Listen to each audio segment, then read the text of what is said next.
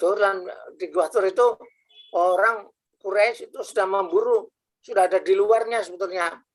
Tapi Allah SWT memberikan pertolongan. Dan sebelum itu Abu Bakar itu bingung gitu, lalu takut gitu. Lalu Nabi menghibur, la takhaf, innallaha ma'ana gitu. Jangan takut, Tuhan bersama kita, jangan khawatir gitu. Lalu Allah memberikan pertolongannya itu ditolong apa? Yaitu seperti kita tahu ceritanya kan, pintu gua itu tetap ada sarang laba-laba gitu. Sehingga orang ketika bilang, "Oh, ini mesti orang nggak ada yang masuk." Nah, ini sarangnya masih tetap ada kok. Nah, itu. Dan juga sarang burung-burung lainnya begitu. Nah, itu. Jadi lalu ditolong oleh didalamkan sebagai tentara yang tidak dilihat. Nah, dengan begitu maka akhirnya selamatlah beliau dengan Abu Bakar itu. Setelah hampir 2 bulan mereka pergi karena harus mencari rute yang tidak biasa, sebab orang Quraisy itu kan selalu memburu-burunya, dicari-cari rute yang tidak biasa. Hampir 2 bulan baru sampai. Nah, coba kita lihat suratnya ya Mas. Itu ini Allah tansuruhu faqad nasarahullah idh akhrajahu alladhina kafaru thaniya itsnaini idh huma fil ghar idh yaqulu sahabihi la tahzan innallaha ma'ana fa anzalallahu sakinata alaihi wa qayyadahu bi junudin lam tarawha wa ja'ala kalimatal ladzina kafaru sufla wa kalimatullah yal ulya wallahu azizun hakim. Ini ada terjemahnya di sini. Yang intinya tadi itu jadi mereka Nabi Muhammad itu sudah mau dibunuh, malah sudah dikucilkan. Nah, gitu. Lalu akhirnya Nabi Muhammad diperintah Allah untuk hijrah pada waktu itu, sehingga ketika malam beliau pergi ke Gua Hur untuk pergi ke Madinah dengan Abu Bakar, itu Sayyidina Ali yang disuruh tidur di tempatnya Muhammad. Akhirnya mereka haji sirap itu mungkin ya, kalau kita, tapi enggak, itu karena dari Allah SWT, alhamdulillah orang-orang itu pada tidur, orang-orang Quraisy ketiduran sehingga tidak tahu Nabi Muhammad dengan Abu Bakar pergi gitu. Akhirnya mereka ketakutan. Itulah jadi dengan selamat. Dan akhirnya setelah mendapat kesusahan dan hampir 2 bulan lebih itu, akhirnya sampai ke Madinah. Dan kita tahu ketika beliau berdua sampai ke Madinah itu, saking senangnya orang Madinah itu menyambutnya dengan gegap gempita itu. Wah, dengan sambil nyanyi-nyanyi. Orang Arab kan senang sekali nyanyi. Dan nyanyian itu sampai sekarang masih dinyanyikan oleh orang kita. Sehingga nyanyian yang sudah berarti 15 abad masih ada. Kalau Bapak Ibu yang pernah melihat film Hollywood itu tentang The Messenger, tentang Nabi Muhammad yang diperankan oleh Anthony Quinn sebagai Hamzah, paman Muhammad yang dibunuh oleh Hindun, itu akhirnya oleh Hindun melalui budaknya, itu ada nyanyian di situ. Nyanyian, kalau tidak salah begini, dan itu dapat di YouTube masih ada kok. Tola'al badru alaina min thaniyatil wada' wajaba syukru alaina mada'a lillahi da' ayyuhal mab'udhu fina ji'ta bil amril muta' ji'ta syarraftal madinah marhaban ya khairadda. Jadi nyanyiannya bagus sekali. Kalau bisa lihat itu di YouTube masih ada. Tola'al badru alaina min thaniyatil wada' wajaba syukru alaina mada'a lillahi ayyuhal mab'uthu fina ji'ta bil amril mudha' ji'ta syarraftal madinah marhaban ya hairada. Itu jadi ini nyanyian yang paling tua di dunia sampai sekarang masih ada. Alhamdulillah. Dan itu isinya memuji Muhammad, senang sekali bahwa dia datang menjadikan Madinah itu syarrafal Madinah, menjadikan Madinah yang sebagai yang mulia, sehingga disebut Al-Madinatul Munawwarah. Dulu namanya Yathrib, tapi begitu datang Nabi Muhammad diganti Al-Madinah, kota Al-Munawwarah yang bercahaya. Itulah ceritanya tentang itu. Itulah maka tidak heran sehingga karena penentuan tahun baru Hijrah itu sebagai tanggalan Islam itu menjadikannya diantaranya maka Khalifah Umar bin Khattab itu menjadi salah satu orang yang terkenal dan dianggap orang yang paling berpengaruh nomor 54. Itu ada pengarang penulis buku Amerika yang terkenal, yaitu Dr. Michael Hart, pada tahun 1987 menulis tentang biografi orang-orang ternama di dunia. Di antaranya Nabi Muhammad, dilihat biografinya, begitu juga sahabat lain.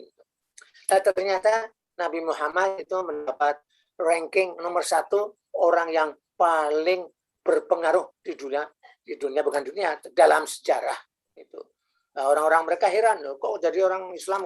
Sebab Nabi Muhammad itu nabi yang bukan hanya tentang ketuhanan, tapi juga tentang keadaan dunia dan tentang politik dan sebagainya.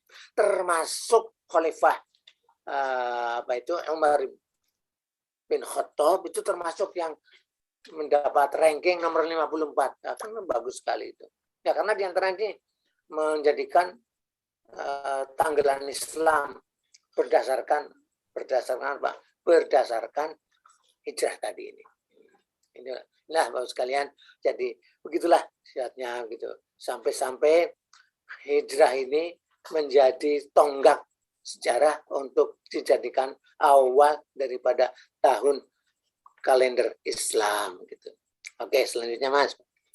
Oke, jadi amat sangat penting itu. Jadi nyanyinya kalau mau lihat di YouTube masih ada gitu. Nah, lihat peristiwa hijrah. Hijrah itu secara umum kan berpindah. Berpindah ya bisa saja berpindah dari yang jelek menjadi yang baik.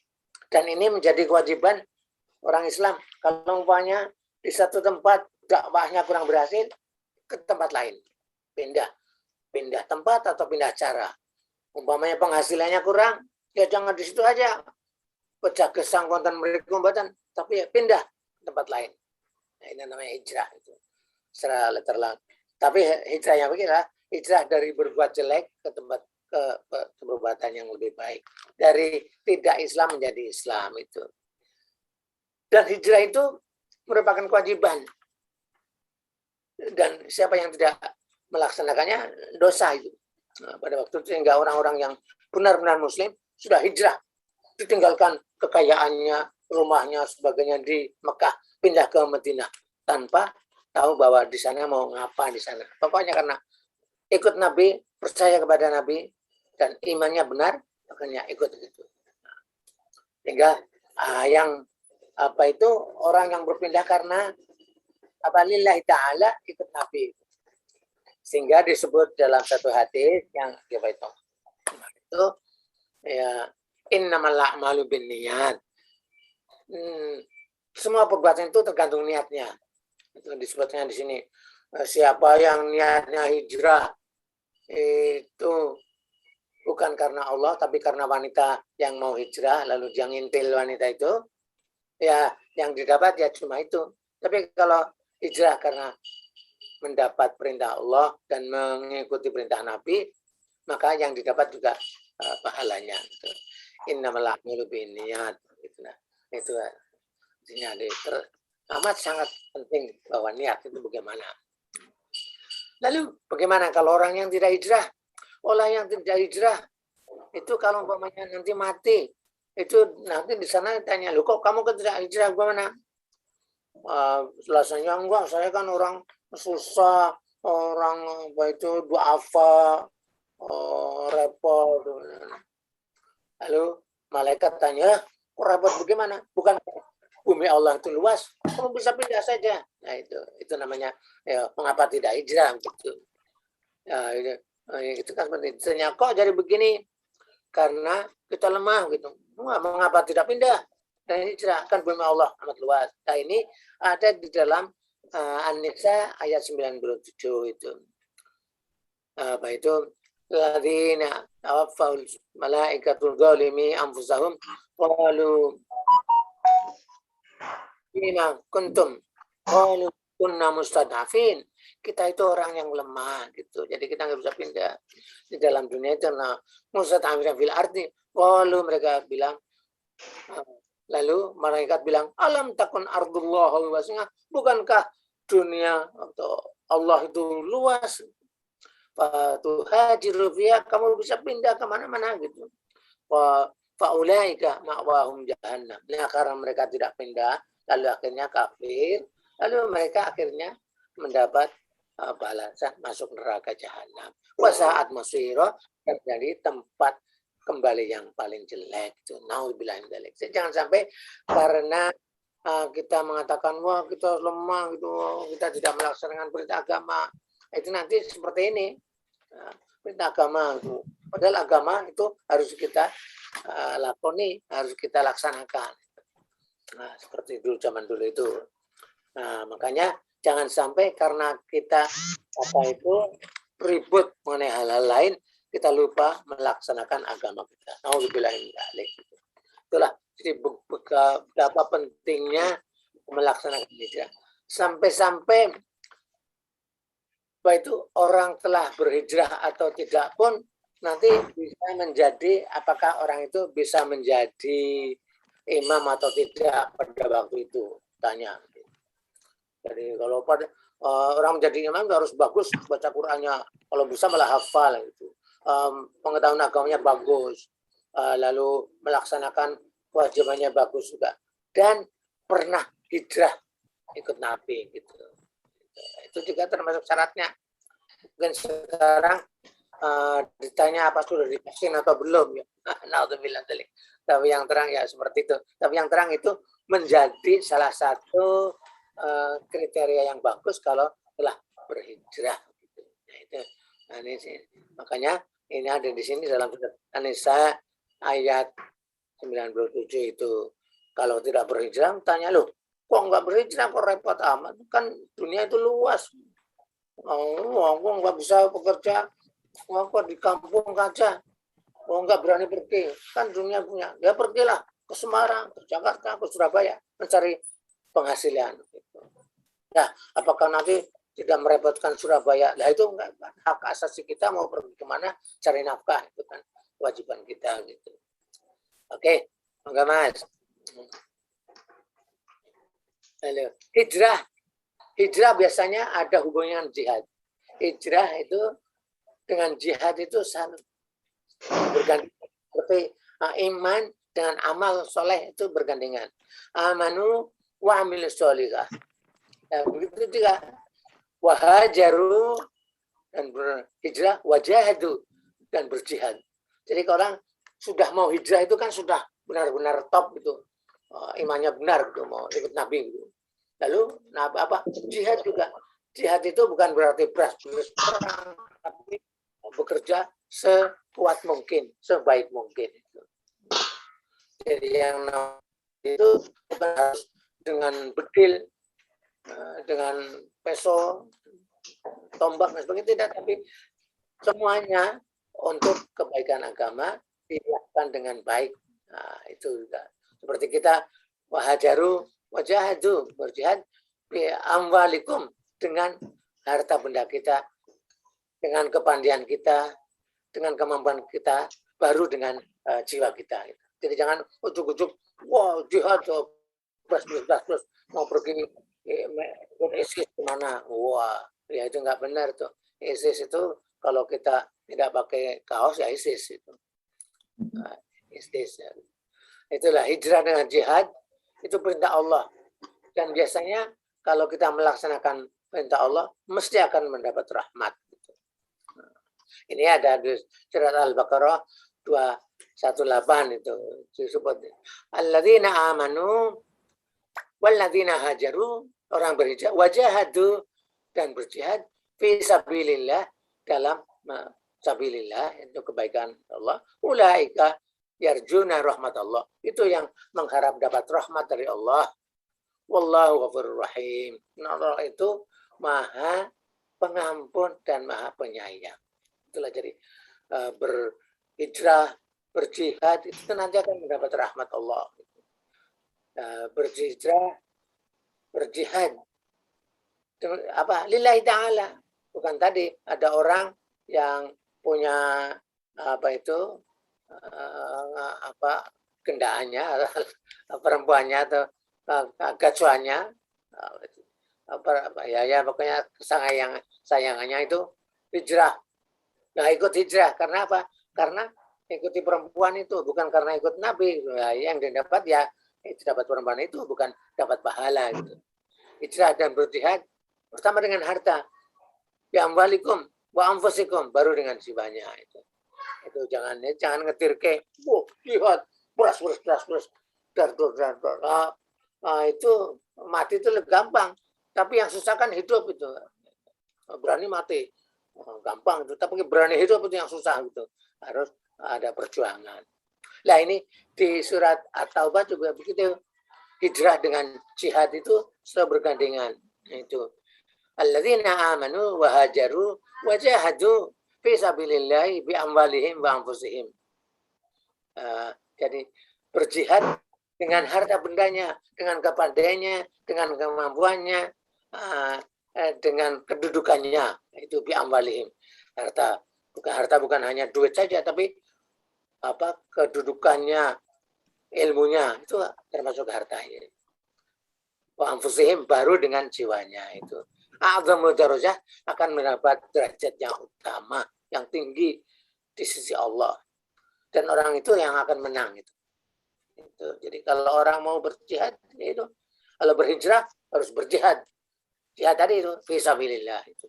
Nah, kalau sekarang jihad fisabilillah itu bagaimana kita menolong orang, banyak orang sekarang kan yang kena PHK gitu.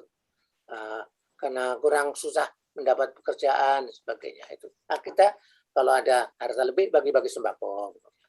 Sampai-sampai kemarin saya ijtihad sendiri ya, tidak menyembelih korban, tapi dengan niat berkorban, uang itu saya belikan sembako, dibagikan orang-orang du'afa wal masakin di sekitar masjid. Dan itu lebih diminati, lebih berguna bagi orang-orang daripada setengah kilogram daging itu. Nah, niatnya sudah korban, insya Allah Allah itu yang akan memberi pahala. Bukan kita uang nggak boleh, namanya korban harus dengan nyawa gitu ya. Kalau soal nyawa, beras juga ada nyawanya. Kalau nggak ada nyawanya nggak hidup beras itu. Ya pokoknya gitulah. Jadi innamal a'malu binniyat. Amal itu dengan niatnya. Niatnya korban, tapi karena situasi seperti sekarang banyak orang yang kena PHK, pandemi itu susah bikin orang pada melarat. Ya kita bagi-bagilah. Insya Allah itu sama atau mungkin lebih pahalanya dari berkorban itu. Nah, itu namanya jihad fi sabilillah dengan amwalikum, dengan harta. Betul juga dengan ilmunya. Tuh, banyak orang yang tidak bisa umpamanya cara menanam beras supaya menanam padi supaya cepat tumbuhnya dan bagus. Nah, kita punya ilmunya, kita berikan. Nah, itulah yang akan menjadi jihad fisabilillah kita. Begitu juga kalau kita pandai, ada orang kurang pandai, kita beri ajar. Nah, sebagainya. Oke, selanjutnya Mas. Surat At-Taubah 20 sudah. Lalu surat Al-Anfal ayat 74. Alladzina amanu wa hajaru wa jahadu fi sabilillah. Nah, ini terangkan orang yang beriman, wa hajaru dan berhijrah, wa jahadu dan berjihad fi sabilillah. Berjihad apa? Dalam sabilillah, dalam apa? Kegiatan untuk ke jalan Allah dan kemaslahatan umum. Walladzina awaw wa nasaru, dan orang yang saling menolong Ulaikumul mu'minun haqqo. Mereka lah orang yang mukmin sesungguhnya. Lahum maghfiratu wa rizqun karim. Mereka memperoleh maghfirah, ampunan dari Allah, dan rezeki yang mulia. Itulah. Ini dari ayat ini kita tahu pada waktu itu orang-orang Mekah itu kan orang Mekah itu hijrah dengan Nabi, meninggalkan harta bundanya ya. Mungkin yang bisa dibawa nggak banyak gitu ya. Paling yang di gembol di kantongnya itu nggak banyak. Itu namanya orangnya muhajirin yang berimigrasi gitu. Lalu orang muhajirin itu ikut Nabi dalam apa? Dalam berjihad fisabilillah, berjihad fisabilillah gitu. Nah, waktu mereka datang ke Madinah oleh Nabi itu dijodohkan, artinya dicarikan teman orang-orang Madinah asli, lalu mereka saling menjadi saudara, disaudarakan. Lalu mereka lah yang disebut Ansor, penolong. Jadi muhajirin itu yang berpindah atau imigrasi, Ansor itu penolong. Jadi, orang asli Madinah yang menolong mereka. Jadi sampai mereka tanahnya ini dibagi saking baiknya orang menolong itu. Nah, ini termasuk orang yang baik. Walladzina awaw wa nasaru, dan orang yang bertolong-tolongan. Ulaikal mu'minu haqqo. Itu orang yang mukmin benar-benar gitu. Itulah ya, karena orang mukmin itu al-muslim akhul muslim. Al-mu'min akhul mu'min. Itu bersaudara gitu. Tapi itu namanya tidak bisa dijadikan apa itu dalil. Katanya al-muslim akhul muslim. Saya hutang kepada saudara, nah, karena kita saudara enggak saya kembalikan enggak apa-apa kan. Kalau hutang ya tetap hutang loh. Nah, itu. Malah hutang kepada teman kok minta ampunnya kepada Allah, ya salah kamar, itu nggak bisa gitu. Berteman, tapi uang bukan teman, kecuali orang yang benar-benar beriman.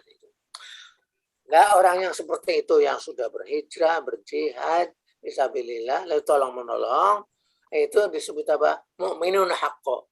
Orang itu yang mu'minun haqqo. Secara mukmin yang sungguh-sungguh seperti itu. Nah, mereka apa? Lahum maghfiratun wa rizqun karim. Mereka akan mendapat maghfirah. Dari semua dosanya akan diampun. Dosa kecil sebenarnya akan diampuni Allah, dan mereka rezekinya itu rezeki yang mulia. Jadi bukan rezeki umpamanya orang dapat rezeki tapi umpamanya yang tidak mulia, mengemis itu. Rezeki tapi nggak mulia, memalak itu rezeki tapi nggak mulia. Tapi mulia itu ya kita jualan walaupun sedikit-sedikit halal itu insyaallah. Malah menurut Nabi itu yang paling baik itu orang yang berjualan rezeki yang halal itu. Nah, bagaimana kalau menjadi pegawai? Sebetulnya sama aja, menjadi pegawai juga jualan. Yang dijual ilmunya, kepandaiannya. Tapi kalau pedagang yang dijual barangnya, ya sama aja gitu. Kalau menurut saya itu jadi sama aja. Dan apa kita mendapat gaji dari tanaman atau mendapat hasil dari tanaman atau gaji dari bulan dari pegawai, itu harus diberi kewajiban zakat itu. Zakat minimal 2,5%. Tapi kalau tanaman malah lebih dari itu. Apalagi kalau tanaman yang tada hujan, itu sawahnya tada hujan itu ada perhitungannya, bukan hanya 2,5%, tapi kalau nggak salah sampai 7,5% atau berapa itu. Nanti kita lihat itu. Tapi yang terang, apapun yang kita peroleh, bagaimanapun caranya memperoleh, asal halal, itu wajib disakati. Jadi apa yang kita peroleh hasilnya, apakah itu tanaman atau dagangan atau gaji, itu disakati. Minimal 2,5%. Supaya tidak repot kalau mendapat gaji, itu 2,5% tiap bulan atau tiap kita mendapat gaji. Sebab kalau dikumpulkan, wah ini sedikit, nanti aja setahun aja, nanti kita jadikan satu biar banyak. Ya, kalau sudah dikumpulkan dan banyak, setan datang kepada kita bilang, repot-repot cari harta kok diberikan orang, ayo nggak usah aja, ya sedikit aja lah. Nah, itulah makanya tiap bulan lah kalau bisa. Gitu. Insya Allah kalau kita mendapat pahala dan mendapat kebersihan dari rezeki kita itu. Jadi zakat, sedekah, derma itu akan mensucikan dan menghalalkan, memutihkan rezeki kita, harta kita gitu. Sampai-sampai ada seloroh kalau gaji itu zakatnya 2,5% minimal. Nah, kalau dari Kong Kali Kong, kalau dari KKN zakatnya 125%. Artinya jangan ikut-ikutan seperti itulah. Nanti zakatnya lebih banyak daripada pendapatannya gitu. Nah, oke. Inilah Bapak sekalian. Jadi bagaimana kalau orang yang berhijrah, berjihad fisabilillah itu kalau zaman dulu itu ada orang muhajirin dan orang ansor yang dipertemukan sebagai saudara oleh Nabi Muhammad SAW. Oke, sehingga pada waktu itu terjadilah dua kelompok muhajirin dan kelompok ansor yang sebagai pendukung Nabi Muhammad SAW. Ya tentu saja antara kedua kadang-kadang ada friksi sedikit-sedikit. Ya maklumlah namanya zaman manusia. Tapi karena semuanya berdasarkan fisabilillah, lillahi ta'ala, ya friksi itu bisa dikurangi dan bisa diminimalkan. Oke, enggak Mas Wahid.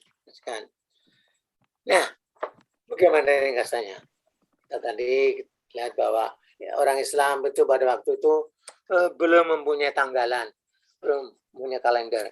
Kalendernya masih ikut kalender Masehi atau Yahudi. Walaupun sudah ada kalender asli Arab, sehingga nama-namanya itu juga nama-nama Arab yang dari dulu dan masih dipakai sekarang itu. 12 bulan itu. Ringkasnya begini, penentuan tanggalan atau tahun baru Islam atau tanggalan baru Islam itu berdasarkan hijrah. Hijrah sebagai tonggaknya. Hijrah. Jadi bukan Nabi Muhammad lahir atau zaman Nabi Muhammad kawin atau umur sekian menjadi Nabi. Tidak. Tapi justru yang penting adalah ketika tonggak Islam itu penting. Ketika Islam dari Mekah yang disia-sia akhirnya kembali menjadi terhormat setelah pindah ke Madinah, sehingga menjadi pamor, sehingga tadi disebut dengan nyanyian Syarraftal Madinah, kedatangan Nabi Muhammad itu Syarraftal Madinah, itu memuliakan kota Madinah, kota Yathrib yang dulu kota biasa. Begitu Nabi datang dengan para pengikutnya dan Islam merebak, itu bagus, akhirnya Madinah itu menjadi syarraf, menjadi syarif, menjadi mulia, sehingga disebut Al-Madinatul Munawwarah, Madinah kota yang bercahaya. Itulah hijrah sebagai tonggak untuk dimulainya tahun baru Islam itu. Betapa pentingnya hijrah itu, Allah banyak sekali ayat-ayat dalam Al-Quran pentingnya hijrah itu. Dan seperti kita tahu tadi, kalau hijrah itu mesti bergandengan tangan dengan jihad. Wahajaru wajahadu, berhijrah dan berjihad. Seperti sholat. Sholat itu gandengannya zakat. Wa amil sholihat. Ya. Itu amal sholat itu untuk apa? Untuk iman. Tapi sholat, zakat. Yang bersolat dan zakat. Tapi alladzina amanu wa amilus sholihat.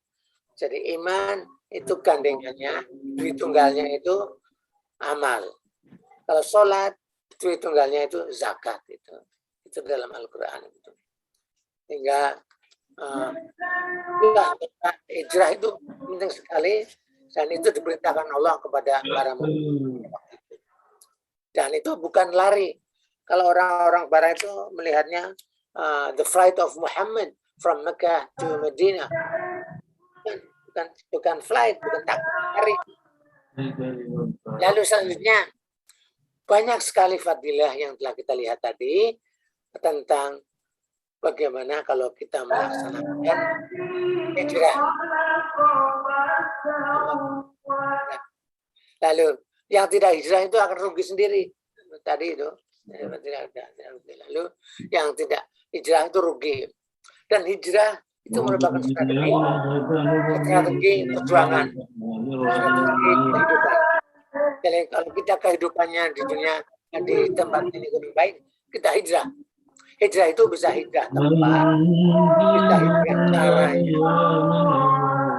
Hijrah tempat, hijrah caranya, hijrah apa itu, apa yang kita jual, hijrah juga. Pokoknya hijrah itu dari yang kurang baik ke yang lebih baik, jelek. Nah, karena itulah jadi permulaan akan adanya masyarakat Islam di Madinah. Dan apa? Itu merupakan tes keimanan kita. Kacau ya. Oke, hampir selesai. Tes keimanan kita. Dan karena Nabi Muhammad sebelum itu sudah banyak berkomunikasi dengan orang-orang Madinah ketika mereka datang ke Mekah, alhamdulillah lebih gampang Nabi Muhammad diterima dan banyak kenalannya di Mekah. Itulah pentingnya komunikasi dan hubungan antara manusia. Dan itu dilakukan Nabi, dan itu harus kita lakukan juga, komunikasi dengan hubungan interpersonal ya. Personal communication itu harus penting, hubungan interpersonal antar kita dengan orang lain. Nah, hijrah itu menunjukkan bahwa akan ada yang kita sebut ukhuwah Islamiyah, persaudaraan Islam itu. Nah, itu mereka menjadi muhajirin dan ansor bersaudara. Tapi di samping itu juga ada ukhuwah insaniyah, persaudaraan kita sebagai manusia biasa. Jadi tetap harus kita jaga ukhuwah insaniyah dan ukhuwah Islamiyah harus kita jaga. Yang ukhuwah Islamiyah itu yang sekarang itu agak pudar gitu. Baik di dalam negeri maupun di luar negeri. Buktinya apa? Di luar negeri orang-orang Timur Tengah, Arab Timur Tengah itu bermandikan dolar. Wow, uangnya banyak sekali. Coba aja lihat United Arab Emirates itu kaya sekali. Itu sehingga ada pencakar langit yang tertinggi kan di negara Arab sana, apa Emirat itu. Dan bagaimana mereka tuh bermandikan uang. Tapi yang kita lihat sekarang itu, nah maaf, tidak seperti orang Barat. Biasanya orang Barat itu kalau sudah kaya itu bikin foundation, bikin yayasan untuk menolong orang-orang. Ya mungkin juga ada niatnya supaya mereka mau membeli produknya, nggak apa-apa, atau mau menjadi seperti mereka agamanya sebagainya, nggak apa-apa. Tapi itu foundation, seperti sampai-sampai pun Bill Gates itu kan punya foundation. Dulu Rockefeller orang kaya juga punya foundation yang memberikan beasiswa, hadiah dan sebagainya. Nah ini kurang menjadi tradisi orang Islam. Ya kadang-kadang itu orang kita terpukau, wah ada orang membantu bermiliar-miliar dolar itu dari negara Arab gitu. Bagus itu, tapi itu kan cash dalam bentuk yang konsumtif. Bagaimana kalau itu dijadikan foundation atau yayasan yang secara rutin tiap tahun secara terstruktur membantu orang-orang Islam. Itu agaknya belum menjadi tradisi kita. Mungkin ada 1-2 tapi tidak banyak. Gitu. Kalau di barat sudah ada kebetulan, sudah banyak gitu. Itulah jadi pentingnya komunikasi dan interpersonal communication antar kita. Lalu terbentuknya ukhuwah Islamiyah yang amat sangat penting. Sehingga sekarang coba kemarin ada berita warga Muslim di Uighur Cina itu agak kepondal-pondal. Bagaimana tindakan organisasi komprehensif Islam itu? Kok kelihatannya nggak ada. Nah, bagaimana ketika warga Rohingya di Burma, di Myanmar itu tersiksa? Ya nggak ada kelihatannya. Nah, itu. Malah yang ada malah orang-orang Barat itu mengutuk yang membuat Rohingya itu susah gitu. Nah, kalau dari Islam kok kurang gitu ya. Mungkin kurang terekspos apa, tapi yang terang tidak ada gaungnya gitu. Jadi ukhuwah Islamnya harus kita jaga. Nah, itulah yang harus kita di dalam negeri harus kita pelihara terus, jangan sampai karena kita beda sholat saya lalu bermusuhan. Karena ada sholat yang pakai bismillah, ada yang tidak, lalu juga repot rame-rame gitu. Ada yang pakai tahlil, ada yang tidak rame. Janganlah gitu, kecil-kecil. Lalu dari situ karena ada hijrah, maka terbentuknya masyarakat Muhajirin dan Ansor yang saling menolong dan saling tolong-menolong dan saling membantu Nabi untuk syiar Islam. Jadi alhamdulillah apa yang telah kita lihat itu menunjukkan bahwa Islam walaupun menentukan kalendernya pun tidak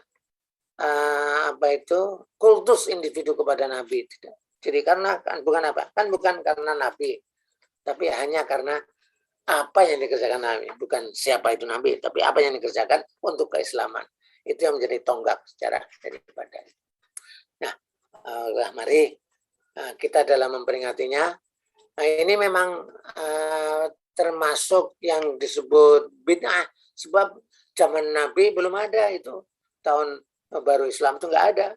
Zaman Khalifah Abu Bakar pun belum ada. Jadi kita tidak memperingati mendewa-dewakan, tidak, tapi memperingati bahwa alhamdulillah Islam telah cukup lama dan kita dasarkan pada ajaran Nabi, bukan pada nabinya sendiri, pada si Nabi itu sendiri, tapi tonggaknya kan hijrahnya itu, bukan Nabi kawin atau Nabi jadikan Nabi berumur sekian sebagainya, tidak. Itulah pentingnya kita memperingati Islam, sehingga Islam itu yang benar-benar rahmatan lil alamin akan tercipta gitu. Seperti yang saya katakan. Jadi pelaksanaan agama itu juga sequential ya. Ada sikonnya dilihat. Seperti tadi saya katakan, sekarang masa pandemi ya mungkin ada satu masjid di daerah itu yang pada waktu korban itu sampai menyembelih 15 ekor sapi. Satu masjid desa itu. Tapi masjid ini reot, masih kurang terpelihara. Ya, orang sekitarnya yang kurang makan. Nah, bagaimana kalau sebagian itu digunakan untuk sembako, bukan? Sama aja niatnya untuk korban, tapi untuk sembako. Dapat dagingnya, dapat berasnya, dan lain-lainnya. Nah, tapi ini ya harus ada pengertian dari kita. Saya kira itulah yang penting dari kita, dan saya mohon maaf tidak bisa membahas yang lebih lagi. Artinya kita kembali kepada ajaran Islam. Semoga yang sedikit ini ada manfaatnya. Monggo, marilah kita berdoa supaya kita selamat dan saudara-saudara kita juga selamat semuanya, baik yang sedang sakit ataupun yang telah dipanggil Allah SWT mendapat ampunan dan rahmatullah. Mari kita berdoa. Alhamdulillahirabbil alamin. Wassalatu wassalamu ala asyrafil anbiya'i wal mursalin sayyidina Muhammad wa ala alihi wa sahbihi ajma'in. Rabbana auzi'na an nashkura ni'mataka allati an'amta 'alaina wa na'mala shalihan tarda wa adkhilna bi rahmatika fi ibadika sholihin. Ya Rahman ya Rahim ya Syafi isfina wa isfi mardona anta syafi la shifaan illa shifauka shifaan la yughadiru saqama. A'udzu bika minal barosi wal jununi wal judami wa sayyidil asqam. Allahumma ighfir lahum warhamhum wa'afihim wa'fu anhum. Allahumma la tahrimna ajrahum wa la taftinna ba'dahum waghfir lana wa lahum. Allahumma taqabbal minna innaka antas samiul alim wa tub alaina innaka antat tawwabur rahim. Wa sallallahu ala sayyidina Muhammad wa ala alihi wa sahbihi ajma'in. Walhamdulillahi rabbil alamin. Mari kita tutup dengan subhanaka Allahumma wa bihamdika asyhadu an la ilaha illa anta astaghfiruka wa atubu ilaik. Assalamualaikum warahmatullahi wabarakatuh.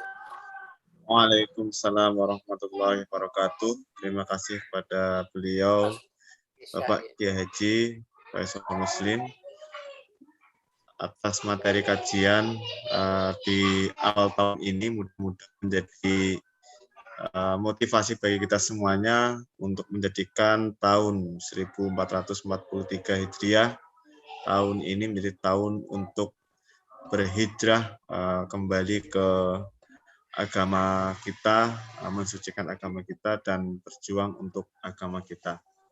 Bapak Ibu jamaah kajian yang kami hormati, mungkin ini yang bisa kita kaji pada kesempatan malam hari ini.